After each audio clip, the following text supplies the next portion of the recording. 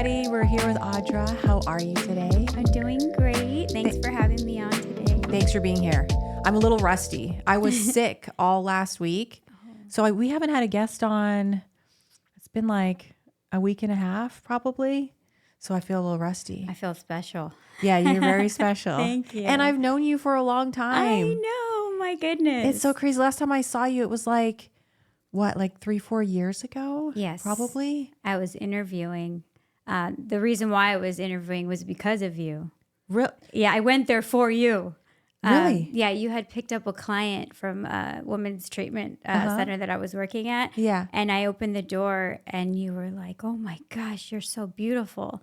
And it's exactly what I was thinking about you. I'm like, wow, like a beautiful woman empowering another beautiful woman. You don't see that too often. And we need to be doing that more. We do. I agree. like preach that on here because I don't get it. Like why it has to be this competition all the time. Right. Like we should just be empowering each other and lifting each other up and, you know, being there for one another and rooting each other on. Like I'm from Canada. So when I first came out here, it was the biggest culture shock because out there, it wasn't like that. Like it wasn't competitive. Yeah. Women were nice to each other, super friendly, you know.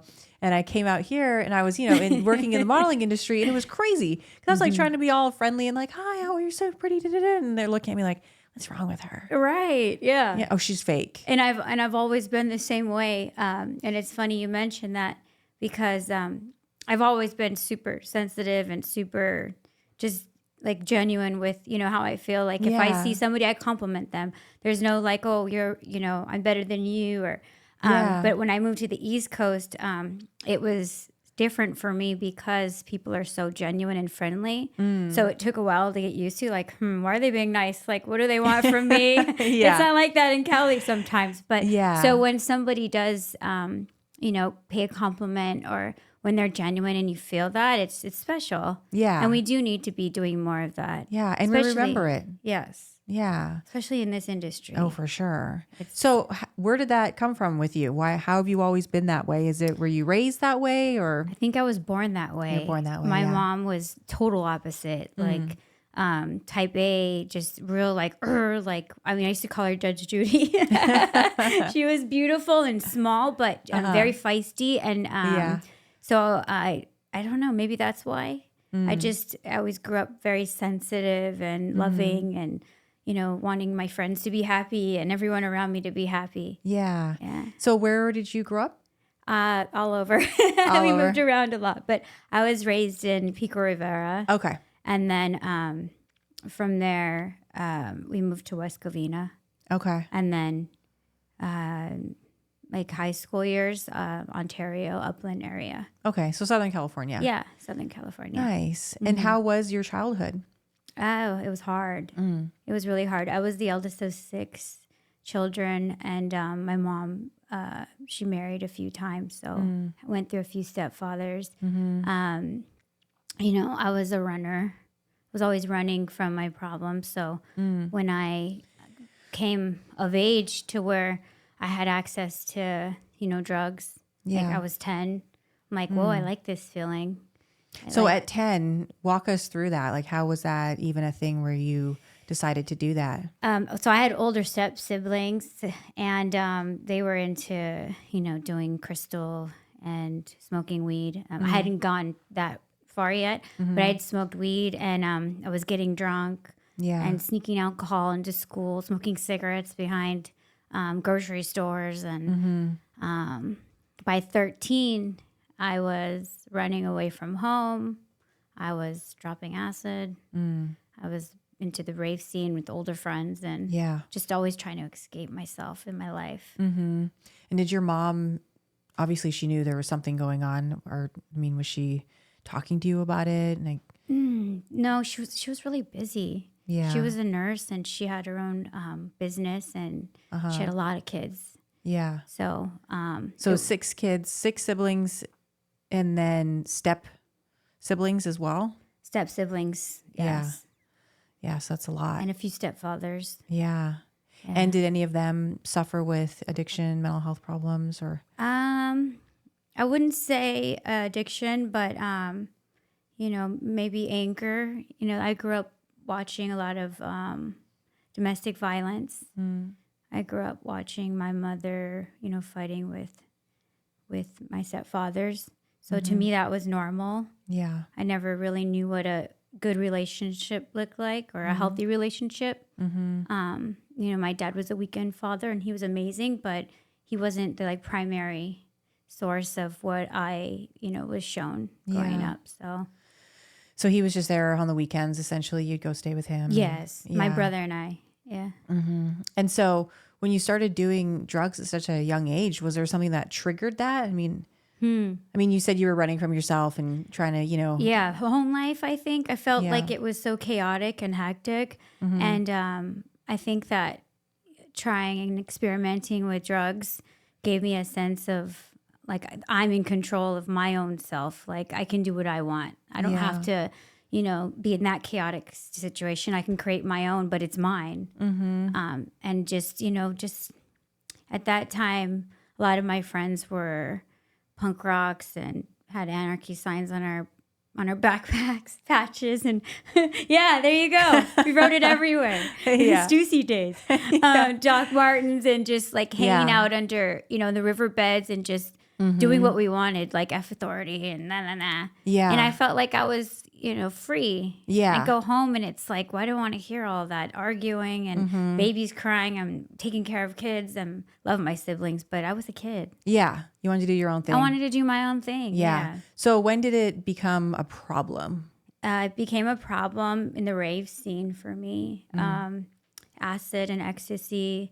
And, just it turned out it went from not coming home after school or to the next day to just being out for a whole weekend and then not even going to school for the whole week because of a rave that was far away. And we didn't have cell phones back then. We had pagers, so I would just ignore my mom. Poor thing. Yeah. I was in the rave scene too. Yeah. And it was, I think we're probably around the same age, and it was gnarly back then. Yeah. Because you would just go and be gone for days. And, and obviously at the time, you didn't realize how bad that was for us, for our body. You know what I mean? For sure. It messed me up so much, long-term effects with serotonin and dopamine levels, because when you're taking that much ecstasy all the time, you're really messing yourself up, and the acid too. Oh yeah. I mean, candy flipping. They would call it candy flipping, where you would do the acid and the E. Okay, and then heard that before. You never knew what it was. You didn't know if it was red. Usually meant that it had heroin in it, but you knew when you took it because you were slumped over and you couldn't really move. And then when it was white or pink, it was it had speedy in it. But at the time, you're not thinking of oh my gosh, what's in this? Yeah, just exactly. Fentanyl is I now, know, right? It's crazy. Yeah, I always say if that stuff had been around, meaning fentanyl the way it is now back then, we'd all be dead. All of us. Yeah, because we were just buying whatever. Of course, yeah. And it's crazy that you say that. Well, you mentioned that because I think I got out of the addiction right before, thank God, when it hit, because now it's in everything. It's in everything. It's cross-contaminating. I mean, I drill that into my kids' heads. I put Narcan in my 15-year-old twin daughter's backpack, and they don't even, they would never even touch drugs, but it's scary. Yeah, that's the same thing. I have a 15-year-old son, and you do. Yeah, same thing. We have Narcan everywhere, and he understands, the risks involved, and it's that using drugs recreationally is not a thing anymore. It's not. And kids don't get to experiment with weed or, like we did smoking out of an apple or a can or, just, okay, you can't do that now. You just can't. Yeah.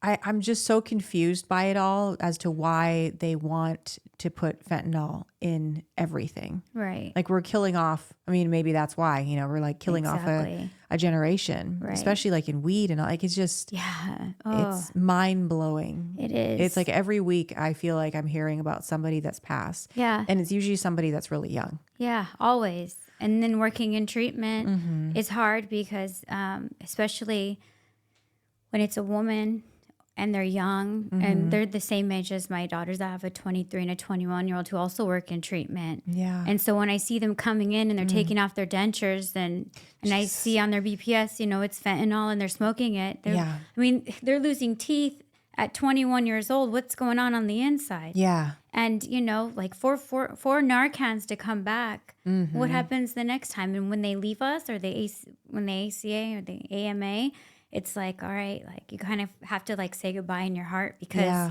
it's more than a 50% chance that they're probably never going to return. Yeah. And like I used to say when I worked as a case manager, if a client didn't seem like they wanted to be there, you know, we used to say back in the day, like, okay, well, maybe you just need to go out there and get some more experience before you're ready. And like, you can't say that anymore. Can't. Like you literally, that could be the last time now. Yeah. So for you, I mean, you were in the rave scene, and then what happened after that?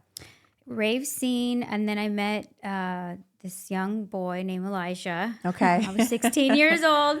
And I think more than like being in love or thinking I was in love, it was the idea of love. And he had a mother and a father who had been together forever, and they had dinner together. They were just like the perfect family. So what did I do? I get pregnant. I'm 16 years old. Wow. Thinking that's going to change my life, and that's going to like fill the void that everything else wasn't able to fill. And it would allow me to leave my mother's house.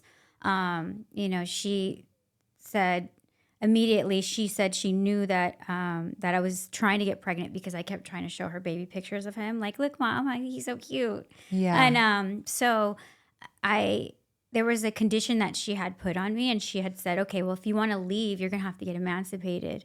And so I went through all these counseling sessions with him and the courts, and I almost got emancipated at 16. And then she finally was like, okay, go ahead and go. As long as you come twice a week to babysit your little brother, I'll be okay with it. Wow. I know.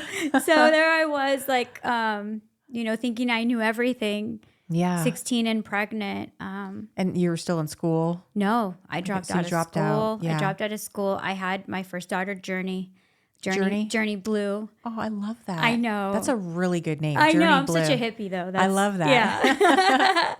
Yeah. So I had her. I was a good mom. I mean, I was a good mother. I tried my best. But what do you know? Like, what kind of skills do you have when you're a baby yourself? Yeah. I was pretty much like Rip Van Winkle syndrome. Like, I had stopped growing the minute I had started using drugs. So, you know, at 16, I was probably had the emotional maturity of like a 10-year-old. Yeah. Just because I thought that I knew better. By 19, I had 2 daughters. Wow. And were you using during this time? Not while I was pregnant. Right. But, you know, Journey and Sierra, my second daughter, Sierra, their father at one point was selling E. Okay. So I was doing And that was the same dad Same dad, okay, yeah. I mean, we were doing so much cocaine that at 17, like, I developed this nasal polyp. Oh, wow. That was like the size of a chicken egg. And I had to have it removed. No way. Yeah. And I remember telling my Mom, I swear if they dissect it, they're going to find like an 8-ball of Coke in there. Like, it was huge. They had to send it off to pathology. Like, thank God it was non-cancerous. But I know that it was a blocked, I don't know. You have like your septum. My septum. It was blocked. deviated. It was blocked, and it was from too much cocaine. Wow. And I was just doing a lot of things. At 17. At 17, yes. I had overdosed. I remember the day. I was 17 years old. My daughter was just a baby, and I had thrown a party for her father, a big party, and there was a lot of cocaine. And I'm small. I mean, yeah, you're little. I'm little, but back then I was like 90 pounds soaking wet. So I was even smaller back then. And it was just like we had bullets, and we were just doing it. And I was always the last one. I mean, not even to go to sleep. Like, I would just stay awake. Yeah. And outdrink every man. I would be that person too. Yeah. I'd be like, no, you guys, the party's not over. It's not over. Like, what are you doing? Yes. It's like, I can't let it be over. Yeah. Like, I can't face my life. Like, this party needs to keep going. Yeah. Yeah. I was like that with my ex-husband too. He was a quote unquote normie, I guess. But functioning, like we would party over the weekend, and then he would stop. Yeah. And I couldn't. Yeah. Like, and I just have to keep going and keep going and keep going. But at 17, I wasn't at that level at 17. So that's pretty intense that you were doing all that at 17.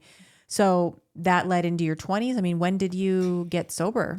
And I mean, did you want to get sober? Like, were you like, wow, there's a real problem here? I didn't, because there wasn't just drugs or alcohol that I was numbing out like my life from or running from myself. Yeah. It was a lot of different things. When I finally left my daughter's father, I was 19, and my very first job, I was 17. I interviewed at a strip club to serve sodas, and I started making a lot of money and had customers, and to be 17, just a day over 18, and to be making all of that money, it ruined me. Yeah. Like, it was just a really bad environment, and with the kind of person that I was just like a target for so many dark things. Yeah. So that was another kind of drug, I guess, maybe the money and like the lifestyle and like the madness. Yeah. I mean, I had the same story, because I came out here from Canada and got involved in the adult industry. And we chase different things for different reasons. Exactly. And then, it does open up a lot of doors to a lot of bad things that can happen because of it. So I can totally relate to that. So how long did you stay involved in that? I stayed involved at that club as a waitress for about a year. And then the owner took me next door. This was in Upland. Okay. And he says, hey, honey, like all the girls are complaining and, you're making way too much money and you're causing me headaches. It's time to put on your dancing shoes. And I'm like, no, like, heck no. Yeah. And I quit. Okay. And then I had my second daughter. And then, I was done with their father. Like, I had left. And I waitressed at this place called Zendejas in San Dimas. And it was just too hard for me to, at that time, I was not doing anything. I was like stone cold sober. Yeah. And I was trying to make it on my own. Like, I was trying to find an apartment to rent, working as a cocktail waitress. They hired me, and I was doing okay, but it was too much. It was too hard. I had no help. Yeah. And so I went back to the strip club. Okay. And I had my conditions this time. I said, okay, I'll do it, but I can't dance, and I'm not getting on stage. I said, I'll do it. Okay, I'll do it. But I can't dance. I'm not getting on stage. And so all I did was, the dances and the VIPs. And I made a lot of money, and I spent a lot of money and made a lot of dumb decisions. Yeah. And that's where my addiction really took off. Oh, yeah. Like, I was drinking vodka like water. I mean, just to get through, just to put on that facade, that mask, and to be able to do that kind of work. It takes so much, not just from your body, but your soul. Absolutely. Yeah, I can totally relate to that.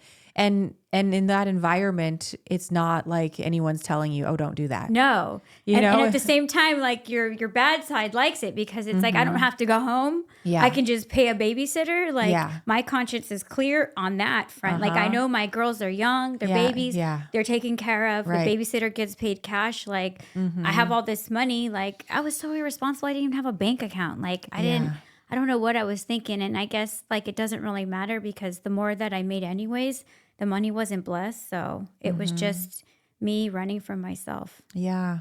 So how long did you do that for? I did that for about 2-3 years, I want to say, but it wasn't consistent. Yeah. Like, I'm surprised I didn't get fired. I would come in whenever I wanted to. I feel like a lot of girls probably, it's kind of the norm. Right. Yeah. Like, I would make my own schedule. They're like, you have to be here 4 days a week. I'm like, yeah, but like, I emotionally just can't do it. Like, I'm still like recovering and coming down from last night. Like, I need like a couple days in between. Like, and they would they would say, okay, that's it. You're fired. Don't even show your face. And then I would get really ready and try to like cutesy it up a little more and then show my face, and then they'd be like, all right, fine. Or pay like the bodyguards a little bit of money and they'd let me in. Yeah. Wow. Okay. It was hard. Yeah. And so you're drinking, and were you meth? And you're doing meth. Doing meth. It started off with just alcohol. And then it was like a couple bumps here and there so I could drink more alcohol. So I can work the night shift, because the day shift was not where I wanted to be. That's where all the really nasty stuff happened. And so, the nighttime for me was like my way of saying, okay, it's like I'm going to a rave, but I'm getting paid to do it. Yeah. I'm going to have fun. And, some of those girls are really cool. Like, I still have friends to this day that were there, while they were going through nursing school or, getting their education. And they were able to do it sober and to turn it off. I wasn't. Yeah. I had to completely like numb myself to be able to to be a different person. Yeah. And with the meth, I mean, did you become an IV user? Never. Thank God, no. Yeah. And I was like the only meth addict. I swear I was like addicted to like Pronamel, Active mouthwash. Like I had like a toothbrush in my purse because I was afraid of losing my teeth. So like when I tell my dentist now, or whenever I tell somebody like how long I was using meth, smoking meth, Yeah. they're like, but you have your teeth. Yeah. I'm like, yeah, but I took care of my teeth. Like I freaking even oil pulled. Like you have no idea how, I was a weird tweaker, like a really weird Yeah. Yeah. No, your teeth are perfect. Like Thank you would you. never, there's people you can tell, you know, like, oh, that person did meth for a long time. Right. But yeah, you would never know. That's for sure. So how long did you do meth for? So, so from, I want to say from like 21 years old to when I finally got clean in 2014. So maybe like 30, 31. So a good decade. Wow. Yeah. That's a long time. Very, very long time. And that's not just meth. That's like the more meth I had to equally match it with alcohol, hard alcohol, wine, whatever I can get my hands on. Yeah. I mean, my stomach, I look like I was 6 months pregnant and my tubes are tied because of how inflamed my insides were. Yeah. And I would get burning feelings. I would get pancreatitis and I would just drink more, smoke more, drink more. You're lucky to be alive. I am so grateful and lucky to be alive. You're meant to be here. That's for sure. For sure. So what made you get sober? So I met my husband, the father of my twins, when my younger you have 4 kids total? I have 4 kids, yeah. I met my husband, Payam, when I was around 22 years old. He was working in a studio, engineering, doing hip hop music. Okay. And I was really into what he was into. I'm like, I love music. Like he was really talented. And it was fun. You know, he wasn't at the time like I was into like skater dudes and like, you know, like really bad white boys that just had a problem keeping their hands to themselves. And here I am, I meet him and he has all these morals, even though he is doing meth. He has all these morals because he's Persian and, you know, he's just very like, I guess like you mentioned earlier, a functional addict, which I really don't think. I know when you say back, it, it's like it sounds. I'm like, but was he? Yeah. What was he really? Yeah. Because no one can be a functional addict like being with me. Yeah. Because I'm like crazy as it is. So give me alcohol and drugs, like there's no way. Yeah. There was no peace. But so I met him, and then you know we were friends for like a year, and then we started using together. And then at 20... and did he know you were using and vice versa, like right off the bat? It's probably what connected us. Okay. It's probably what led us to like having our first sexual encounter even. Yeah. You know, on drugs, like inhibitions are like out the window. So it was especially like... meth. Especially meth. It's like hypersexual everything. Yeah. I never did meth. I did Adderall. Okay. Which it's like one ingredient off. So pretty much the same. Yeah, but for sure. A lot of people say, you know, that meth, after you've had sex on meth, it's like some people have like a hard time having sex normally after you've been doing it like that for a long time. It's really strange. Yeah. And it's kind of cool because I have my husband's like his story too to compare to mine and like his symptoms. Yeah. And like how when we eventually recovered. I mean, our story is so weird, but I'll try and stick more to mine. Yeah. Because who knows, he might come here. Yeah, in no, the that'd future. be great. Yeah, right. Come on the show. Please tell him. Come on, Pi. Come on the show. It's time to tell your story. So when we were together, we got pregnant. Because of the cultural thing, you know, he was in the closet. Parents thought that he was smoking marijuana. They didn't even know what meth was. I mean, they were very, you know, sheltered. And so he had them fold. He had everybody fold. And so I got pregnant with the twins when I was 26. We were both 26 years old, and he totally denounced us. I came to the door pregnant, and he was like, "Those are not my children.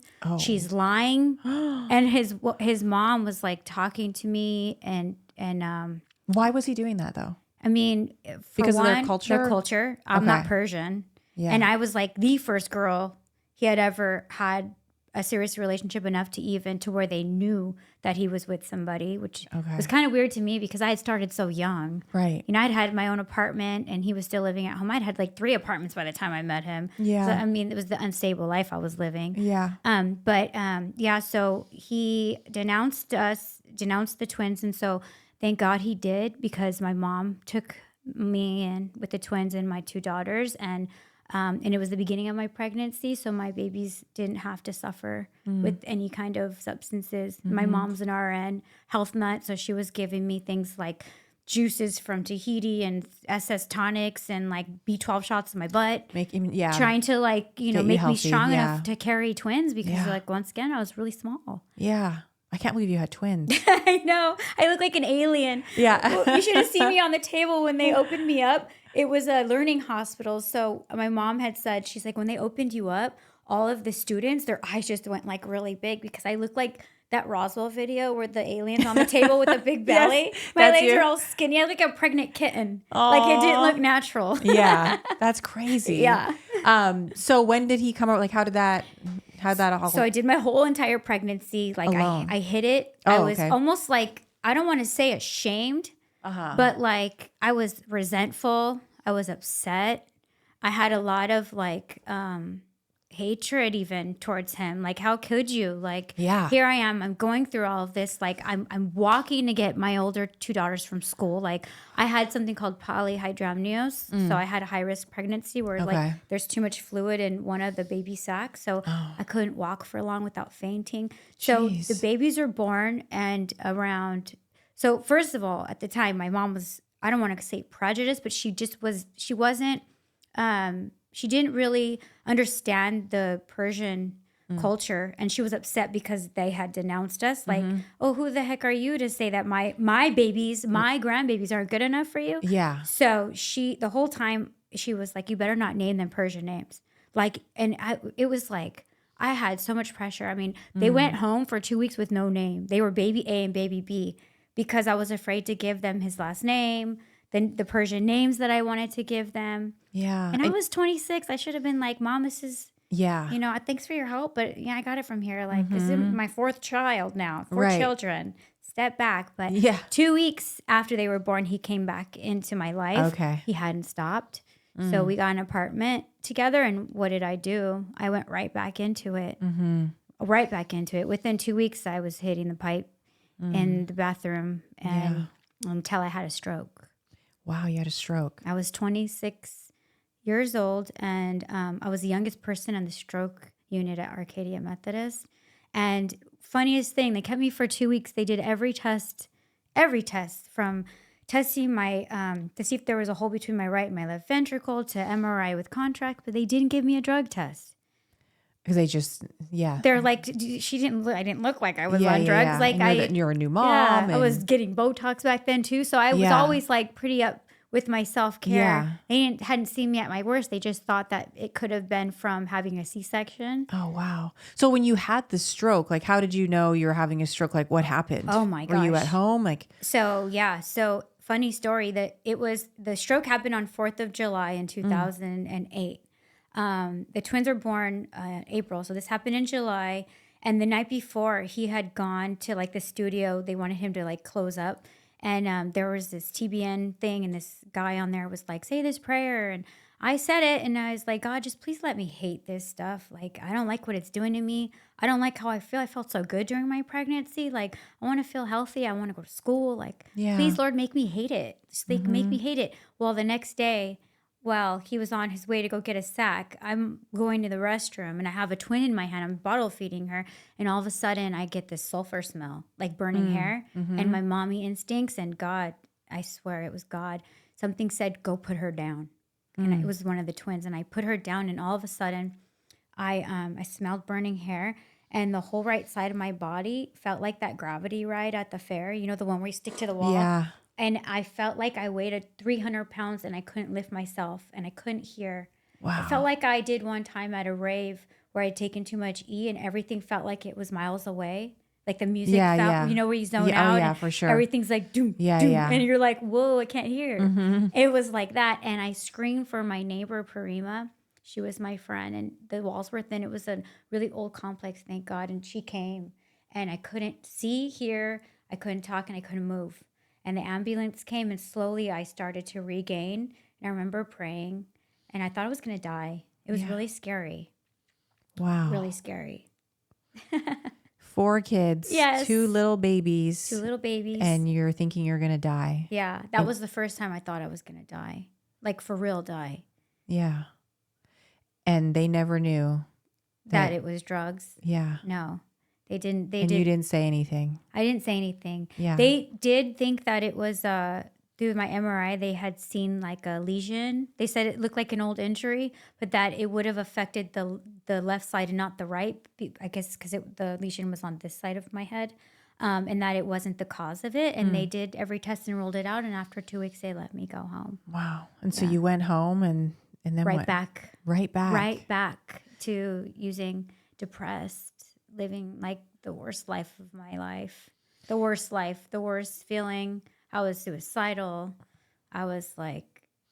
It sounds like you were completely just hopeless at that point, because lost. it's like when you step back and look at that, here you are, you thought you were going to die, you have a stroke, you've got these babies, and you come back and you do it again. And you're with a man who no man can be good, no matter how good they were raised or when they're on meth. Yeah. So here he is. What do men do on that? They get hypersexual, they leave, and they go and, and here the woman is, tracking down the phone and trying to hack into Boost Mobile and sound like a man to get the password. I mean, I was so good. I always knew. Yeah. I have good intuition. So I always knew, where he was, what he was doing. I knew when he was cheating, and I refused to blame it on the drugs. Like, why wouldn't I have, looking back, I'm like, it was the drugs. Yeah. Hello? Because we're not like that now. But at the time, it was like, how could you do this to me? I don't want to live. Like, I can't do this anymore. Like, you're leaving me for days on, at a time with 4 kids. Yeah. And it's just too much. No support. Like, no help. So from there, you said that was the first time you thought you were going to die. Yeah, that was the first time. Okay. That was in 2008 to 2009. And then, with drugs comes DV, domestic violence. Always. It does. It just goes hand in hand. It does. And he didn't have a problem with alcohol. He had a problem with meth. So he had his own demons. Mine was alcohol and meth. So I got rageful. I got angry. I was very unpredictable, like from trying to jump out of cars while they were moving, to standing in the way when he wanted to leave, to just like acting insane. Like I was drug induced schizo, probably everything. And so eventually we had an incident that led to a DV where my family had gotten involved and called the cops, and then I was at the hospital and they took pictures. My nose was broken. I had some bruises, and this happened in front of my kids. And they were how old at this time? At this time, the twins were about, I want to say like 8 months. And then Journey and Sierra were probably like maybe 5 and 7 or so 7 almost and 8. like history repeating itself from when you were a little girl. Exactly. Yeah. I did the same things my mom did. I would watch her jump in the back of her husband's truck to make him stop. And he'd still be going. And it's crazy because, like, as I remember all those times, those really traumatic times in my timeline, I recreated them, but I just did it better. Yeah. I did it. I went crazier. I went more intense. I mean, at least she was educated. And, she knew when to stop. And you didn't. And I didn't. No. And I didn't know when to shut up either. Yeah. So, alcohol just heightened that anger in me and that, like, Yeah. It was like testosterone for me. Yeah. Steroids. Yeah. Yeah.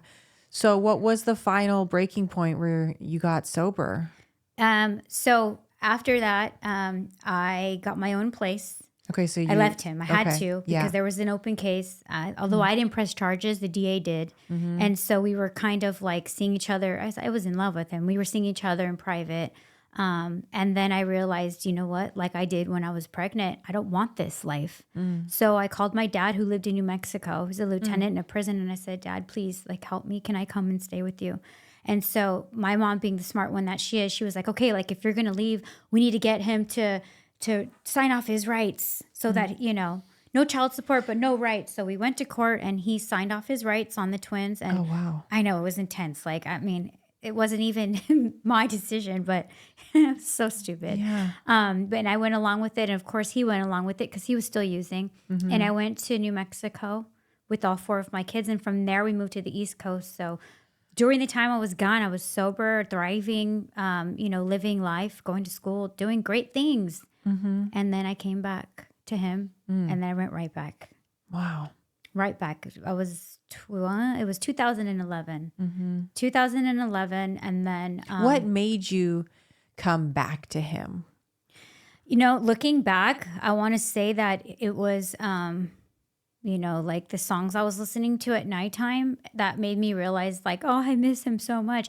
But was it like, I think it could have been that and the fact that he was still using, and something inside of me was like I was when I was pregnant. Like, how dare him? Like I hadn't gone to treatment. So I hadn't learned new coping skills. Yeah. I wasn't done yet. I wasn't done. I was kind of like with that mask again. Yeah. And that just goes to show people that are listening, you can relocate, you can be, doing quote unquote good and going to school and doing these things. But unless you've worked on yourself, and really done, that inward work, you're going to end up going back one way or another. Yeah. Because you can't run from yourself. No, everywhere you go, there you are. That's right. And it's so true. And someone used to tell me that and I would get so annoyed by it, but it's so true. Yeah. My mom would say things like that and it would get on my nerves. Like, don't put all your eggs in one basket and, you can't run from yourself, you can only run so far. Yeah, it's so true though. But it's true. Yeah. And I find myself saying the same things, but, now when I say them, I get it. Yeah. So you came back. I came back. Okay. We went and we got an apartment together and I went right back into smoking meth and doing alcohol, busting out windows. And there was domestic violence again.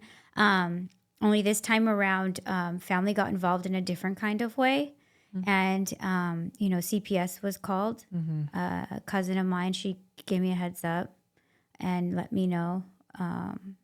At the time, of course, like, when in addiction, we're always playing the blame game and, you know, how dare her? She did this to, she just wants my kids. She's jealous, blah, blah, blah. But looking back, it was the best blessing of my life. And only, it's sad because of what my kids had to go through. Because when they were taken, no family took them in. They were taken and they were given each mug shots like they do. They had to go every 6 months to court dates without mommy showing up for them. I would say I would be there to, I didn't even have like a monitor. So we'd have to meet at like the DCFS office. And, there was times when I wouldn't even show up. And it's not like I didn't want to. Yeah, I wanted to. And, the more, like I say, Rip Van Winkle, like in that life, like a day turns into a month, turns into a year. And it's not, the time is not the same for us as addicts as it is for the rest of the world. No, I mean, you're not thinking clearly at all. There's no rational thoughts. No, like you're a completely different person. Yeah. And the world is going in a certain pace and we're just going way faster until we, come down. Yeah. And then we take a look and we realize, oh my gosh, like that's why I believe a lot of people do end up taking their lives because, they when the party's done and you're coming down and you don't have anything and you have to sit with all of it. And that it's heightened. Right. And you have all the guilt and shame on top of it. When you're a parent, it's just the worst. Yeah. You want to do more and you want to do more. And everyone on the outside is like, how selfish of her. Like her kids have been in the system for 2 years now, 3 years now. Like she's not even trying. Yeah. But it's like, I think things are different now with CPS because I think that like with addiction and resources, there's more understanding and less stigma. But this was in 2011 where, CPS comes in. If they don't like you or if they don't like Middle Easterns or they think you're a prostitute, they're going to take it and they're going to transference and counter-transference and they're going to use their authority to really get you. Yeah. And sometimes, you get good social workers. I personally didn't in the beginning and I don't blame that at all because you got to do what you have to get your kids back. You have to follow everything they say, even if they're giving you extra stuff to do. And it's a long process. It's a very long process. Yeah. And this is what I would encourage anybody when I hear people saying, F my social worker, they're so, they don't like me. They're not fair. Yeah, they may not be. And they probably don't like you, but it's not about them. Like when you're really, truly ready, like suck it up, eat some humble pie, because when you get your kids back in the courtroom, the judge is crying. All those people that said you couldn't do it are crying, and they're all clapping for you. Yeah. Yeah. I've had CPS show up at my door a couple times. Yeah. Over the years. Thankfully, he was never, taken. But even just that alone, it's scary. It's traumatic, and you feel so bad as a parent when you're going through that. But yeah, I mean, you have to hold on and go through that process. Yeah. And you did it. And how long did it take? So before they were actually taken, my intuition, because of the domestic violence and because of like where I was in my mental status, I had reached out to a mutual friend of my husband's, and I were friends with their family. And I had asked her, I said, my husband, like they just took him away in front of the kids. I said, I'm going to have a mental breakdown. I said, can you take my kids for the summer? Please, I don't trust anybody else, and I don't want them to get taken. And so she did. She came and she got all 4 of them. We did a guardianship with a notarizer, and she enrolled them in school. She got, got them on food stamps and got all the help that she needed. And then, the days just started blending together. Yeah. And, those weeks turned into months, turned into years. Yeah. And my husband didn't stop, although like he had a really good, expensive lawyer. And he never got, the list that they gave him wasn't to do randomized testing. And the list that they gave me was to. So, I mean, I could only BS my way for so long before I had to say, okay, like and then the funny part is that I didn't fess up to being a meth addict, but I did say I had a problem with alcohol. And only because in the discovery, when they interviewed the children, they're like, yeah, mommy drinks. And then she gets really crazy and tries to jump out of the car. Yeah. Like it was a lot of trauma those poor girls had to see. And it wasn't. So from when they got taken 2011 to 2012, it wasn't until 2014 that I had my come to Jesus moment. Okay. There was no chance of me getting my kids back. So I had taken rusty like Home Depot scissors with the orange handle. I'd cut my hair off I had a guy tell me that the back of my hair, the hair on the back of my hair was shorter than the hair on his balls. Like, I'm like, you jerk. Like, I was just a basket case. Like, I was ready. I was ready to end it. And something had happened. I was in a motel by myself. I hadn't spoken to my husband in like a month. I didn't know where he was. I thought he cut me off. And I was by myself, and I had like one shoe on. And like the smoke from the night and like the Four Loko that like had cigarette butts in it, the curtains in the motel were just barely just open enough for the light to shine through, and I could see the smoke through the light. And something came over me, and I got on my knees, and I remembered a prayer on my grandma's, growing up on my grandmother's wall that had the footprints in the sand. And, although I never stopped believing people call me a hypocrite, but I always prayed to Jesus. I always talked to him, which is what I think kept me away from like going out and doing fraud or hurting people. Like I hurt myself and my kids. But, and I said, Lord, I said, either take me home, please, because I can't live like this anymore, or like be my footprints in the sand and like walk and carry me on your back, because I'm done.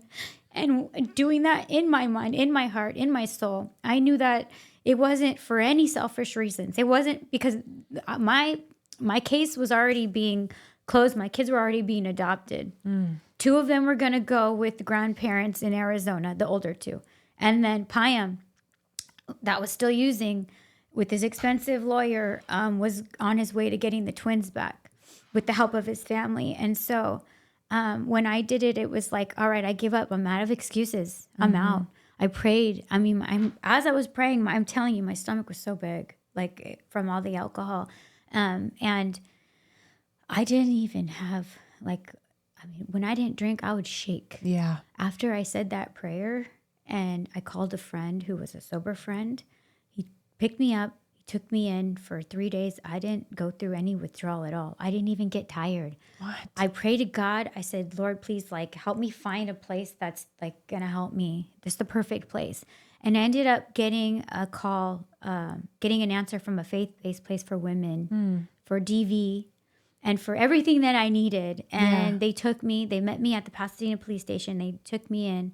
And my life just changed. Wow. So much from that moment. That gives me goosebumps, or God bumps, I like to call God them. bumps, Yeah. right. Yeah, it's the Holy Spirit.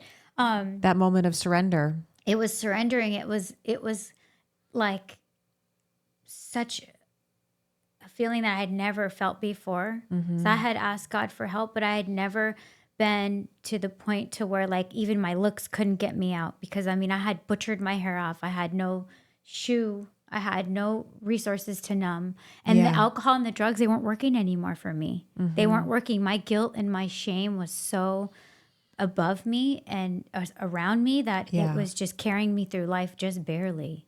Just barely. Like, I mean, I had many calls with death before that point. But at that point, I felt like God did something. I mean, even my labs were like beautiful within a month. Wow. That place took good care of me. They took me to like get checked for, STDs. Everything came back clear.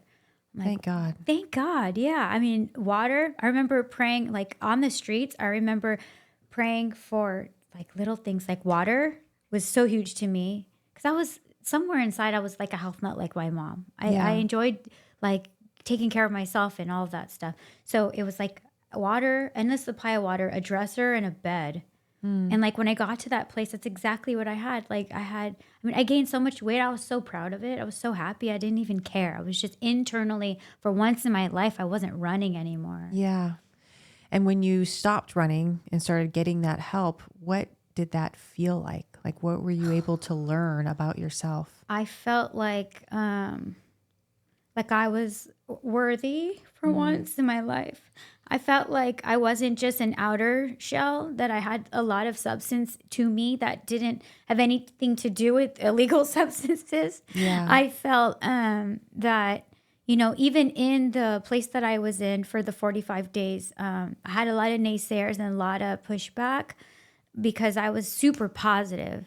And I was like, you know what? Like, even if I don't get my kids back, like, I'm going to pray that they forgive me one day. And then we're doing these crafts, and I always like to talk about the God box. And when I do it with clients now, you know how everyone has to be so politically correct. I'm like, okay, you can call it a God box or a promise box, but it's basically like a vision board in a little box of promises you're going to make to yourself of where you want to be, or what your perfect life looks like. Yeah. So as I'm making this tiny little God box, I'm putting things in there like, Lord, please just let my 4 daughters forgive me someday. Not that I'm going to get them back. Yeah. I didn't even think I could dream that high.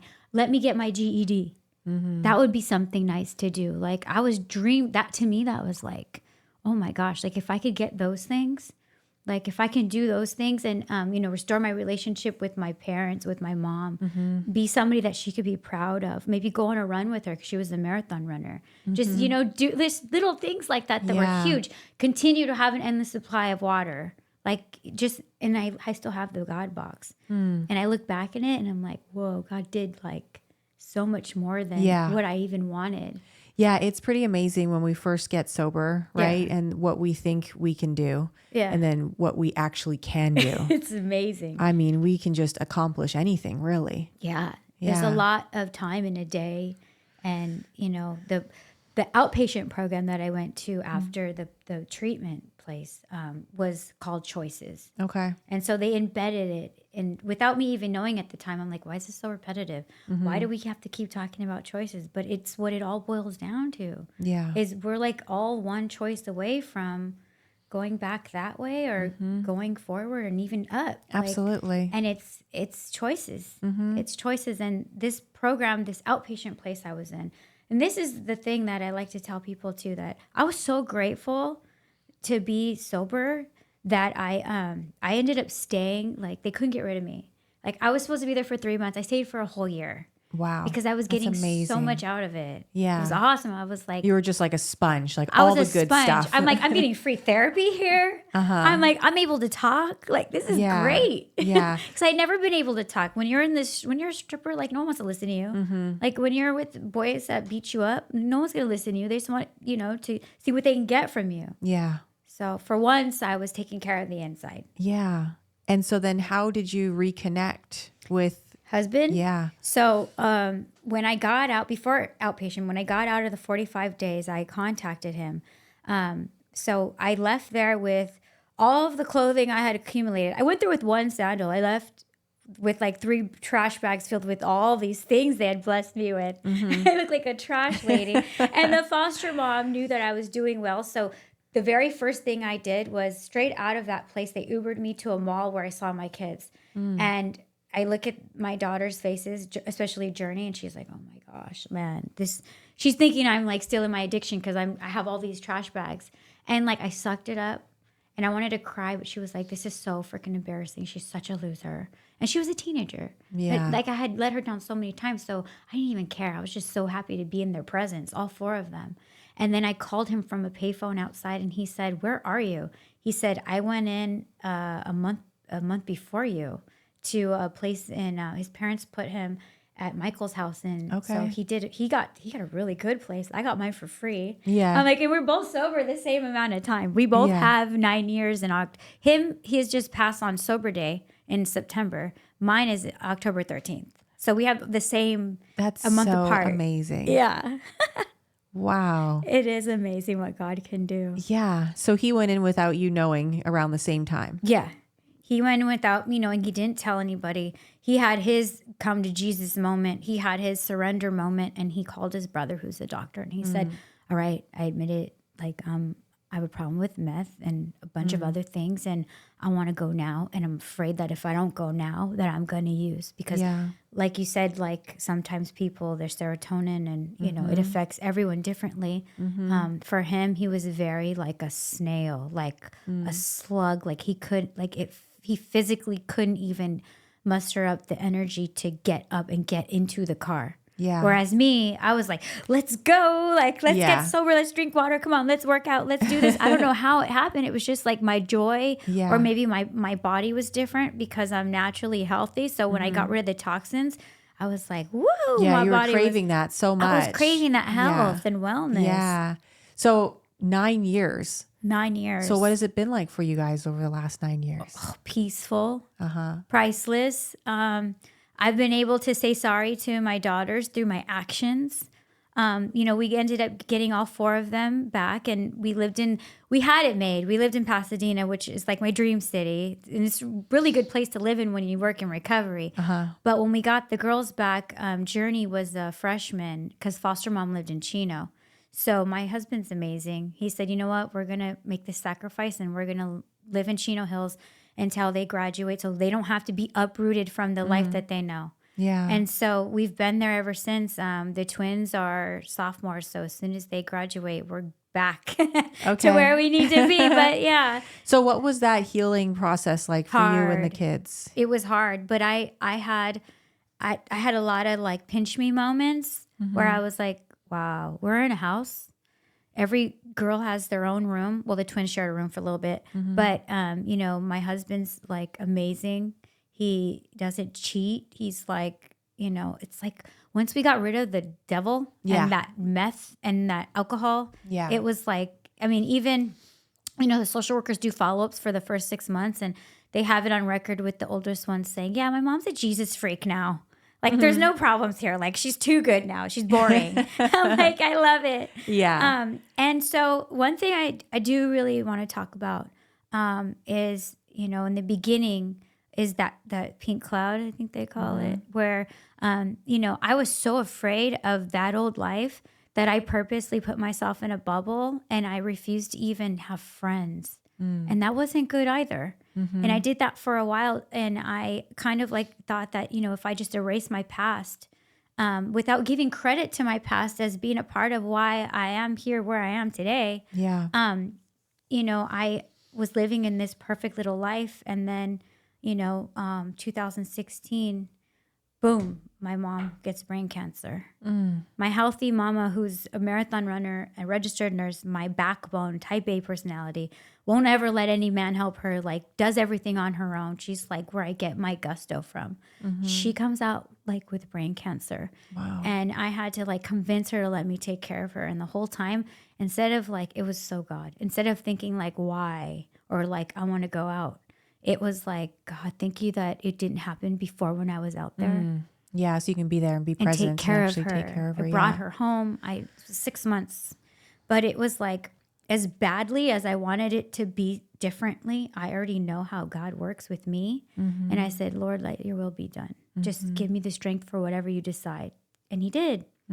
And so I knew that I needed to put myself into like education. I needed to do something to keep myself busy, because if not, like I was in major risk of like, not just like a drug relapse, but like an emotional relapse. Yeah. I stopped eating. Like I felt guilty because she couldn't eat. And it was just the mom bond is so strong. Yeah. You don't realize it until it's gone, or until you're in that limbo of like, are they going to be here? Are they not? Like my whole life was just like out of body. And so when she left, I lost it. And the only thing I knew how to do was to like go to school. I just went to school. And I went to school to be a respiratory therapist because I thought it would make her proud, because she was in the medical field. And, it was a hard hit for me because I spent a whole year of doing it and I had to drop out. And it made me feel like, oh, like, why? I'm not good enough. Like, I should have known I'm not good with science and math. Like, but because I didn't go into the field that my heart wanted to be in, because I was hiding from the fact that, this past of mine is so dark and I don't want to be labeled the stripper, the girl that was, trafficked, the girl who was always facing death and drama. And I want to be this person now. I want to be professional and I don't want people to know. But that's where I was wrong. Yeah. I wasn't embracing my truth. Right. And so I made it to the right school, and I learned a lot. And that's where my forgiveness of myself came, when I started to learn about the effects of substances and co-occurring disorders and why people do the way they do, how it affects the brain. Yeah. And, in our actions. And that's where I truly learned how to forgive myself. I love that, because so many people don't understand that. And why would they? They're just using drugs and alcohol, and they don't know that, yes, the first time you drink or use, that's a choice. But after that, what's going on in our brain chemically, like we don't have a choice there, and being educated in that space to understand what's really going on. It's super empowering. It is. We can find that forgiveness and we can help others. Exactly. What do you say to women out there that have gone through a similar situation? Maybe they don't have their kids right now, or they're super struggling and, they're just in just sitting in shame. What would you say? I would say, anything can happen in a day, in one day. And, just more than surrendering, just dream. If you can think of your perfect life, just start with those baby steps.